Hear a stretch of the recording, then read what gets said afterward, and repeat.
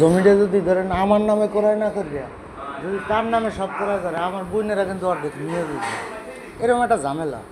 ঠিক আছে, এখন লোনের মর্গেজ আমার জমি দেওয়া, টাকা নিতে আছে হে, এখন আমি লাস্টে তো আমি বিপদে পড়ি। সেই লোনের টাকা নিয়ে যা করুক আপনার সম্পত্তি তো আপনি পাবেন, সে লোন পরিশোধ করবেন না। মানুষের হায়াত মহতের কথা তো আর বলা যায় না যে কে কোন সময় পরিশোধ করতে পারে কিনা। আমার ঘরে এখন ভাই এটা শুধু পারিবারিক ব্যাপার তো, মানে আমি আপনার ভাই জানাই রাখলাম, যদি বন্ধ করেন করবেন। না, আমার কোনো এখতিয়ার নাই, কারণ আপনাকে তো আমার সিদ্ধান্তটা তো বোঝা লাগবে। আমার এখতিয়ার নাই, কিন্তু আপনি আটকাইলে ওই জায়গায় আটকাইতে পারবেন, ডিসেম্বরে আটকাইতে ডিসেম্বরে আটকাইতে পারবেন। এখন সেটার আবার মানে রেজাল্ট কী হবে সেটা আপনার যেহেতু ব্যাংকিং সম্পর্কে তার আপনার ধারণা নাই, আমি সেটা বললাম যে কোনো লোন যদি আমাদের এখান থেকে মানে আদায় করতে না পারি আমরা, তাহলে ওইটা হচ্ছে প্রথমে আমরা নিলাম দেই। নিলাম দিলে সাধারণত আমরা আগের লোক পার্টি ঠিক করে ফেলি যে হ্যাঁ ভাই আমার ঠিক করা আছে, তখন আমরা নিলাম সব। এরপরও দেখা যায় যে যদি অনেক টাকার সম্পত্তি হয়, যেমন 5 কোটি টাকার যদি সম্পত্তি হয়, নিলাম সাধারণত ওই রকম পার্টির যদি না পাওয়া যায় তখন আমরা এটা মামলা রাখলে আমরা নিলাম। তাহলে ডিসেম্বর পর্যন্ত অপেক্ষা করি না? নারীদের সাথে এর পাশাপাশি আপনার বাবার সাথে যেহেতু অনেক ভালো মানুষ আমার কাছে মনে হয় আর কি, তার সাথে কথা বলেন যে আপনি যেটা বললেন যে ব্যাংকের মর্গেজ দেওয়ার সম্পত্তি। এর আগে আমার হাতে এক লোকের বেরাক ব্যাংকের সাইন হয়েছে, ওই জায়গায় আমার নামে কেস হয়েছে, টাকা পরিশোধ করতে পারি না। ওই লোক পলাই গেছে, ওই জায়গায় আমার প্রায় 14-15 লাখ টাকার মামলা দেওয়া আমার নামে। আমার তো ভয় লাগতে আছে, এটা আমি কয়টা লইয়ে করবো, আমার জমি জমা সব তাইলে আমি বিক্রি করে দেওয়া লাগবে। তার কথায় একজনের সই দিছি, এখন মামলা হয়েছে আমার নামে। আমি একবার কোর্টেও গেছি বেরাক ব্যাংকে, তার কথায় একজনের সাক্ষী হইয়া আমার পরে মামলা খাওয়া লাগবে। এখন এই মুহূর্তে যদি আপনারা কিছু করতে না পারেন তাহলে আমি ডিসেম্বর পর্যন্ত হইলে আমার হাতে কিছু করার কোনো ক্ষমতা নেই, কারণ তার হইলে আমার সময় দেওয়া আছে।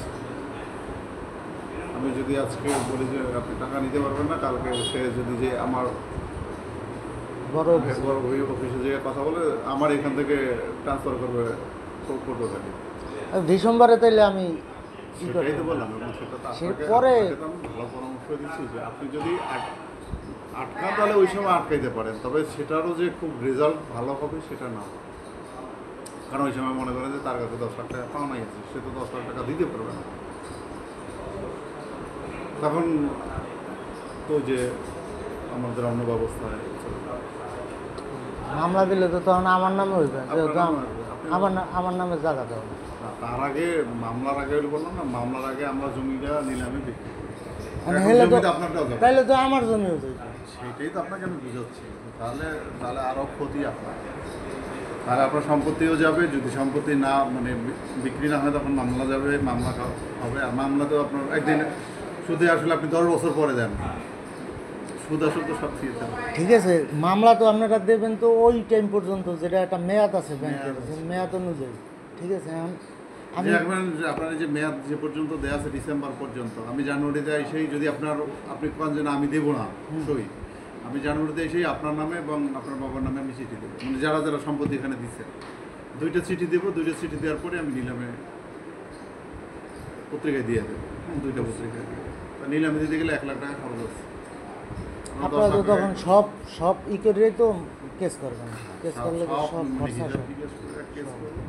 তার আগে দেখা যাবে যে আমি পার্টি ওখানে পাইয়ে গেছি, আমাদের নিলামের ইয়েটা কি আপনার কাছে আমি পাই 10 লাখ টাকা, সম্পত্তির মূল্য আছে ধরেন 30 লাখ। আমার তো মূল উদ্দেশ্য হচ্ছে আমার 10 লাখ টাকা দেয়। সম্পত্তির আসল দাম তো আপনি দেখবেন, ব্যাংক তো আসল দাম দেখবেন। ব্যাংক চিন্তা করবে আমার লোনের টাকা, পাশাপাশি যদি যতটুকু বিক্রি করা যায় বাকি টাকা আপনাদের দিবে।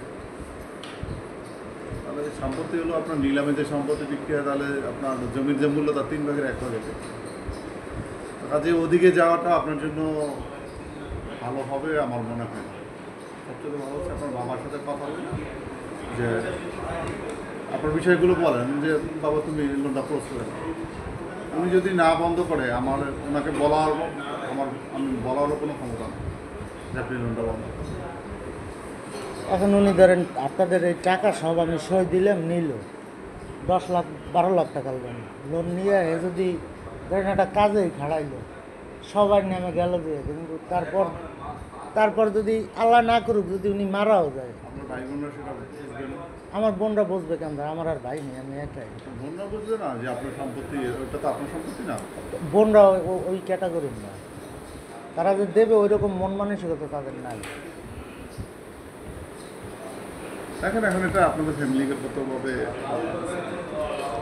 যাই হোক, আপনি যে ওইখানে আটকাইয়া রাখে আপনার কিন্তু আলটিমেটলি লস হবে যদি ওইটা আটকান। আমি সেটা ডিসেম্বর এটা হলো আপনারা পরামর্শ, এটা আপনি যেটা করেন আপনারা ওটা আটকানোর আপনার সবচেয়ে বড় ক্ষতি হবে আপনার। আর যদি আপনার বাবার বইলা যদি আপনি লোনটা বন্ধ করাইতে পারেন আপনি যেগুলো, সেটা এইগুলো সবচেয়ে ভালো। মানে আমি ডিসেম্বরে যদি আমি সই না দিই, ঠিক আছে, তাহলে তো আমি বললাম যে তাহলে সে নবায়ন করতে পারবে না, নবায়ন করতে পারবো, কিন্তু তার তো টাকাটা যদি দিয়ে দিতে হবে, নাহলে তো সে আবার টাকা তার অ্যাকাউন্টে থাকবে, আমি এই টাকা তার অ্যাকাউন্টে থাকবে। কিন্তু আমরা বন্ধ রাখার মতো আমাদের ক্ষমতা নেই। ডিসেম্বরে তো অটোই, আমি সই না দিলে বন্ধ হয়ে যাবে। আমি যদি ডিসেম্বরে সই না করি তাহলে তো আর নবায়ন হইবে না। সেটা তো নবায়ন হবে না, কিন্তু সেটা যে বললাম যে তখন যদি তার কাছে দেখা গেল 10 লাখ টাকা পাওনা আছে, তখন পাওনা টাকাটা কেমনে দেবেন? পাওনা টাকা আমি তাইলে তার জমি নিয়ে দিই, সমস্যা নেই। তাইলে তার জমি নিয়ে আমি তাইলে দিই, তাইলে আর সমস্যা নেই। ডিসেম্বরে তাইলে এলে আমি ওইটাই করবো না, আল্লাহ অবশ্যই। এই